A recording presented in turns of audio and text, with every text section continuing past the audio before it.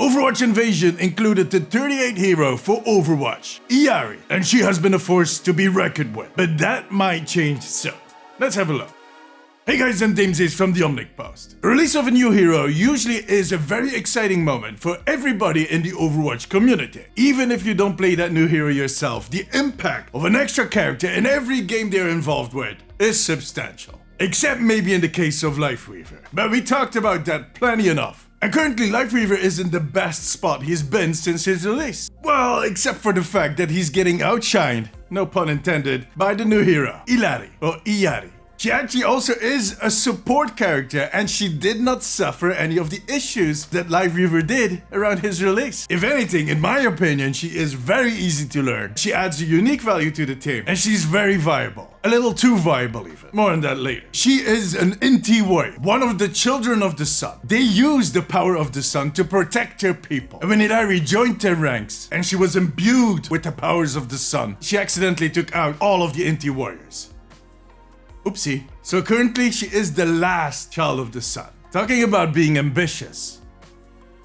Her background story, it promises to be an interesting one. This is just the tip of the iceberg. Man, I could make so many sun puns.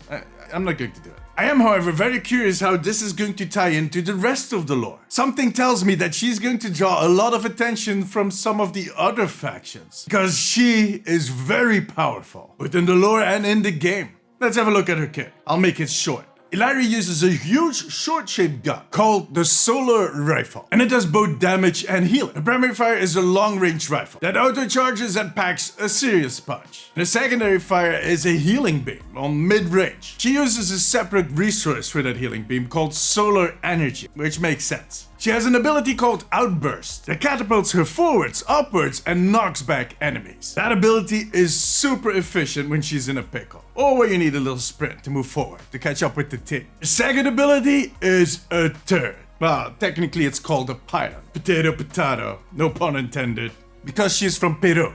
Yeah. In every single video that I have made in the last 2 years about new heroes, especially new support heroes, I have mentioned a turret support hero, inspired by the shamans in World of Warcraft or Grok in Paladins. I know, that's more of a totem, but again, I never imagined that it would be happening, but here you go, and I really love it. Ultimate is called Captive Sun, and it is glorious. She launches herself up, starts glowing, and shoots down a huge ball of solar energy. Every enemy she hits with that ball is sunstruck. They are being slowed down and eventually that thing explodes. The thing is, she can stay up there for the duration of her ultimate. So if you manage to position yourself right, you can start clicking heads. That is a play of the game in the making. This hero in general is so much fun. One, because of the abilities, and two, because she is a little OP right now. Her damage is not the problem, that's okay. It takes a bit of skill to actually hit your target, so that's always a good thing. And same for the healing beam. It is not her biggest healing ability, funnily enough. In my statistics, it did about 25 to 30%. But it can bring back individual heroes from the brink of death pretty fast. But due to that resource depleting rather quickly and it having to charge, the uptime is rather low. Her main healing ability is actually her turret. It stays up indefinitely or until the enemy is destroyed. It is on an 8-second cooldown unless it gets destroyed, then the cooldown is longer. And it heals like a fucker. It will switch back and forth between the teammates that are on the lowest health. It is a smart pylon. If you position that thing correctly, you're going to get a lot of Christmas gifts this year. Well, maybe. Because that ability is most likely going to get nerfed in the next update. And to be honest, yeah,